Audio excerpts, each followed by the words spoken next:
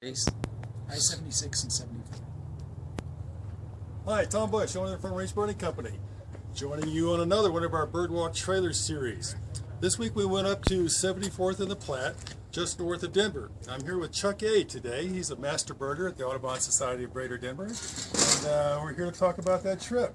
Chuck, how'd you think it went today? So we started out at the store this morning. People gathered there about 7:30, and we had our usual continental breakfast and coffee, and got to get to know people a little bit, and then we carpooled and headed out and got out to the Platte River at 74th. We were there by about 8:30, and were able to spend about almost 4 hours in the area walking along the South Platte. And it was a beautiful day today, into the lower 70 degrees in February, which is great for us for enjoying ourselves.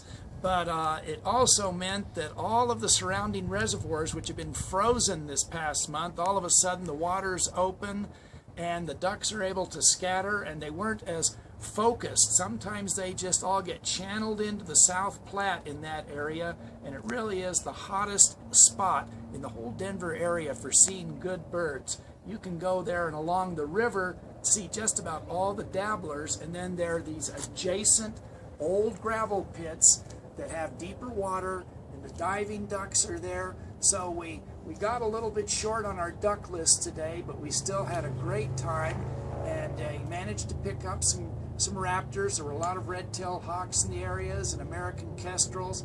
I think maybe our best duck of the day was the red-breasted merganser.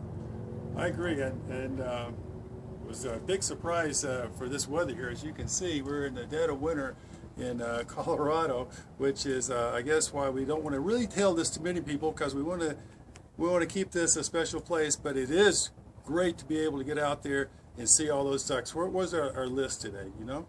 Well, I haven't put it all together yet. So, off the top of your head. Off the top of my head, we had mallards and gadwalls and green-winged teal and northern shovelers, and let's see, we had what else? Help me out. A few mallards, and we had the northern pintail as well. Northern pintail, which was a great look on that one. Common golden eyes, buffleheads, and again we had 3 red-breasted mergansers.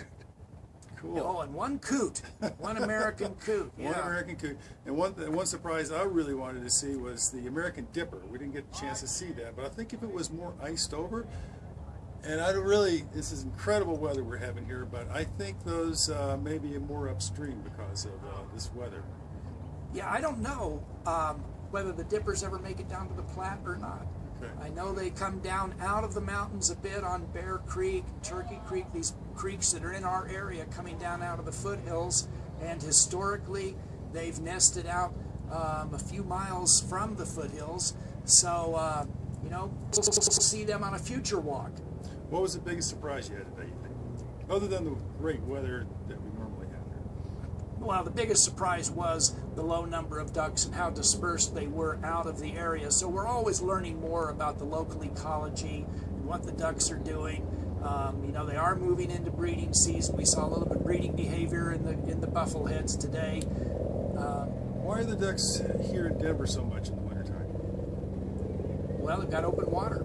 You know, historically, before all these reservoirs and gravel pits were made, we didn't have as many ducks. But we've got, you know, all these good places for them all along the Front Range here, from Fort Collins down to Pueblo. So